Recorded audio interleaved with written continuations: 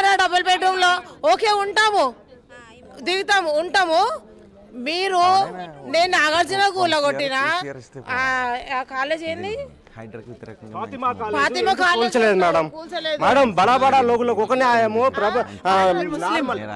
నేను హిందూ, నార్మల్ వాళ్ళకు ఒక న్యాయమా మేడం? పెద్ద పెద్ద కాలేజీలు ఉన్నాయి, వాళ్ళు ఎందుకు కూల్చలేదు మేడం? మరి రూపాయి రూపాయి కూడబెట్టుకొని మేము బడాబాబులు అది కూల్చట్లేదు కానీ పేదలకు కడుపు కొడుతున్నారు అంటున్నారు అంతేనా మేడం? మేము రూపాయి రూపాయి మేము కూడబెట్టుకొని ఊర్లలో ఎకరాలు 2 ఎకరాలు ఉంటే అమ్ముకొని ఇక్కడ ఏదో పిల్లలు చదువుతున్నారు, మేము చదువుకోలేదు, మా పిల్లలు చదువుతున్నారు, అందుకోసమని ఏదో చదివించుకోవాలన్న ఆలోచనతో ఏదో తక్కువ వస్తుందని చెప్పేసి మేము గవర్నమెంట్ భూమిలోనో లేకపోతే ఇంకెక్కడదో మేము చేసుకోలేదు, అమ్ముతున్నామని రిజిస్ట్రేషన్ డాక్యుమెంట్ మాకు చూపెడితేనే మేము తీసుకున్నాం మేడం. అందులో మేడం ఇంకొకటి, రైతు పాస్బుక్తో సహా మేము ఎవిడెన్స్ తీసుకొని ఈ ల్యాండ్లో మేము తీసుకున్నాం మేడం. ఇదిగోండి మేడం. అయితే మీరు ఈ రిజిస్ట్రేషన్లు ఎందుకు చేశారు?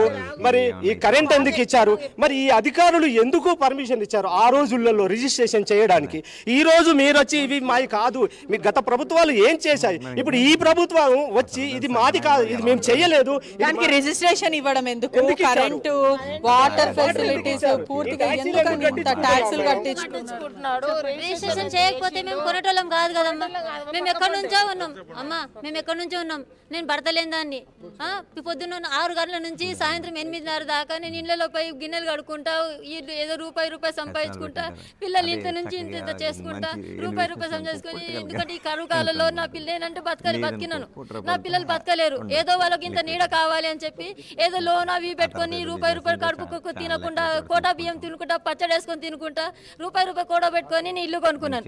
ఇప్పుడు ఇన్ని సంవత్సరాల నుంచి ఈ గవర్నమెంట్ భూమిలో ఎవరైతే ఆక్రమించి ఉన్నారో వాళ్ళకి తీసేసుకోండి, మాకు అభ్యంతరం లేదు. కానీ మేమైతే గవర్నమెంట్ ఆక్రమించుకోలేదు కదా, మేము డబ్బులు పెట్టుకొని